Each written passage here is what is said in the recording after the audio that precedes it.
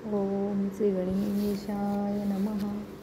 श्री सरस्वते नमः. स जयति सिंधुर्वदनो देवो यत्पादपङ्कजस्मरणं वासरमणिरिव तमसां राशीन् नाशयति विघ्नानां. प्रारंभी श्री गजाननाचे स्मरण केले असता सूर्योदय होताच ज्याप्रमाणे तिमिर समूहांचा नाश होतो त्याप्रमाणे सर्व विघ्नांचा नाश होतो. तो सिंधुरवदन देव उत्कर्ष पावत आहे. आजचे पंचांग दिनांक 4 सप्टेंबर 2025. शालिवाहन श्री शके 1947. संवत 2081. संवत्सर विश्वावसु संवत्सर. अयन दक्षिणायन. सौर ऋतू शरद ऋतू. मास भाद्रपद. पक्ष शुक्ल पक्ष. तिथी द्वादशी तिथी रात्रो 28:09 नंतर त्रयोदशी तिथी सुरू. वार गुरुवार. नक्षत्र उत्तराषाढा नक्षत्र रात्रो 23:44 नंतर श्रवण नक्षत्र सुरू. योग सौभाग्य योग दुपारी 15:22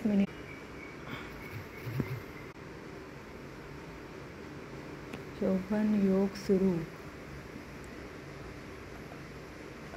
करण दिवसा भवकरण 16:21 नंतर रात्रो बालवकरण 28:09 सूर्य राशी सिंह. चंद्र राशी मकर. आज आकाशात राशीत असणारे ग्रहज्ञान. मेष राशीत कोणताही ग्रह नाही. वृषभ राशीत हर्षल 7 अंशावर. मिथुन राशीत गुरु 24 अंशावर. कर्क राशीत शुक्र 16 अंशावर. सिंह राशीत रवी 17 अंशावर. बुध 8 अंशावर. कन्या राशीत मंगळ 23 अंशावर. तुळ राशीत कोणताही ग्रह नाही. वृश्चिक राशीत कोणताही ग्रह नाही. धनु राशीत कोणताही ग्रह नाही. मकर राशीत चंद्र 0 अंशावर 4 कलांवर. प्लुटो 7 अंशावर. कुंभ राशीत राहू 24 अंशावर. मीन राशीत शनी 5 अंशावर वक्री. नेपच्यून 7 अंशावर. राहू काळ दुपारी 1:30 ते 3 वाजेपर्यंत. राहू काळ हा अशुभ काळ असतो. त्यावेळी कोणतेही शुभ कार्य करू नयेत. आज पृथ्वीवर अग्निवास नाही. दिनविशेष शुभ दिवस तिथीवासर सकाळी 10:19 आज वामन जयंती. दधिदान. क्षीरव्रत.